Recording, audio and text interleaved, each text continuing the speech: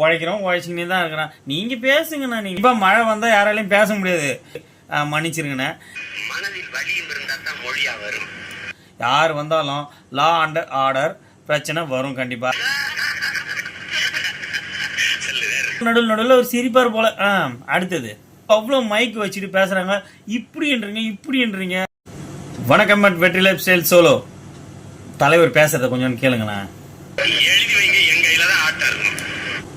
கண்டிப்பா அவர் கையில தான் ஆட்டம் இருக்கணும். அந்த எழுதி வைக்கிறேன், இருங்க. எழுதி வச்சாச்சு. அடுத்தது இங்க எல்லாரும் எந்த தலைவனும் இதயத்தில் இருந்து மனசில் இருந்து மக்களின் வலியை மக்களின் பிரச்சனையை பேச மாட்டாங்க. ஆமா, இதயத்திலிருந்து மக்களோட வலியை வந்து எந்த தலைவனாலையும் பேச முடியாது. நீங்க வந்து ஏதாவது ஸ்கிரிப்டா வந்து வீட்லயே மனப்பாடம் பண்ணிட்டு வந்து பேசியிருப்பீங்க. அது இப்ப பேசுனதுனால என்ன, தமிழ்நாட்டில் என்ன பிரச்சனை? விலைவாசி குறைஞ்சுதா, இல்ல வேற எதனா பண்ணாங்களா, இல்ல டெவலப் ஆச்சா? எதுவுமே ஆகல, அப்படிதான் இருக்குது. உழைக்கிறோம், உழைச்சிக்கினே தான் இருக்கிறான். நீங்க பேசுங்கண்ணா. நீங்க பேசியே தான் எல்லாரும் இப்படி இருக்கிறோம். பேசுங்க, தைரியமா பேசுங்க. எல்லாம் ஒரு முழு தாள்ல எழுதி வச்சுட்டு பார்த்து படிக்கிறவன், பார்த்து பரிச்சை எழுதுற மாணவன் நல்ல மாணவனா, படிச்சுட்டு வந்து தேர்வு எழுதுற மாணவன் நல்ல மாணவன். கண்டிப்பா எல்லாரும் வந்து பேப்பர்ல எழுதி வச்சுதான் படிக்கிறாங்க. இப்போ இதில் என்ன ஆகுதுன்னா, பார்த்து படிக்கிறவன் நல்ல மாணவன் கிடையாது, படிச்சுட்டு எழுதுறவன் தான் நல்ல மாணவன். ஓகே, ஆனால் பின்னால் ஓடுற ரெக்கார்டிங்க ஆஃப் பண்ணாத கீழே போய் ஒருத்தனை போய் அடிச்சுட்டு வரணும், அதை விட நல்ல மாணவன் தானே. அடுத்தது 3 பேருமே பார்த்தானே படிக்கிறாங்க.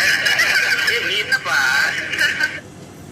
ஆமாம், 3 பேரும் பார்த்து தான் படிக்கிறாங்க. ஏன்னா அவங்களுக்கு படிக்க தெரியாது, அதனால பார்த்து படிக்கிறாங்க. உங்களுக்கு நீங்கள் இப்போ பெரிய பெரிய படிப்புலாம் படிச்சிரு, அவங்கள விட அதிகமாக படிச்சிருக்கிறீங்களே, அதனால நீங்கள் வந்து பார்க்காம படிக்கிறது நியாயம் தானே.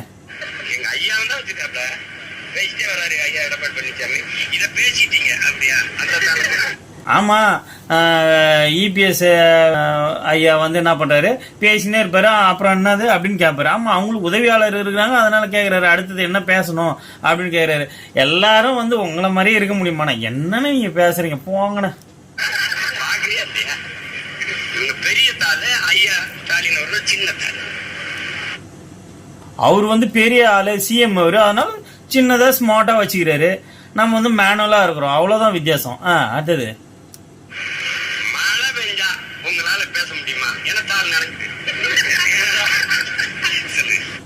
கண்டிப்பா மழை வந்தா யாராலையும் பேச முடியாது.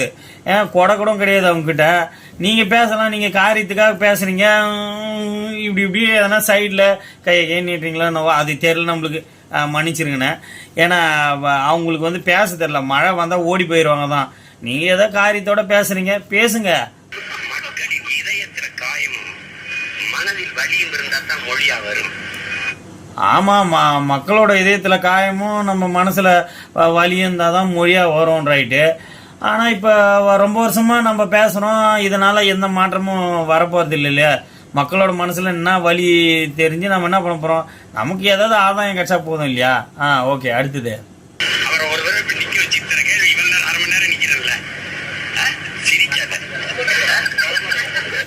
ஆமா, அவர் வந்து ஒரு நம்மள மேல ஒரு நார்மல் பர்சன் கிடையாது. நீங்க யாரை சொல்றீங்க தெரியல, சிஎம் சொல்றீங்களா இல்ல தளபதியை சொல்றீங்களான்னு தெரியல. ஆக மொத்தம் யார் வந்தாலும் லா அண்ட் ஆர்டர் பிரச்சனை வரும் கண்டிப்பா. அதை வச்சு மறுபடியும் அதுக்கு ஒரு கண்டென்ட்டை வந்து கிரியேட் பண்ணிட்டு நாம பேசணும். அதுக்கு தானே இந்த ஐடியாலாம். அடுத்தது ஆமா, நேராக கோட்டைக்கு வரணும்னு சொல்லுவாங்க. வேற வரமாட்டோம்னா வீதியில இறங்கி போராட மாட்டாருன்றீங்க. அதுவும் தான் பண்ணாரு. வந்து பஸ்ல வந்து நின்று பேசினாரு. 6 மணிக்கு மேல ஓம் அரசியல் பண்றாரு அப்படின்னு சொல்லியிருந்தாங்க. அதனால வீட்டுல இருந்து வெளியே வந்து 6 மணில இருந்து 12 மணி வரைக்கும் மக்களோட பேசின்னு தான் இருந்தாரு. வேற என்ன பண்ணாரு, இன்னும் என்ன பண்ணணும் இதுக்கு மேலன்னு எனக்கு புரியல.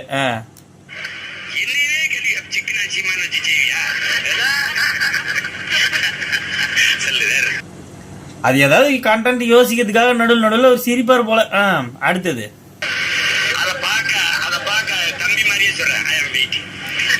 ஓ, அதுக்கும் அவரோட டயலாக் தான் தேவைப்படும், சொந்தமா ஒண்ணும் இல்ல.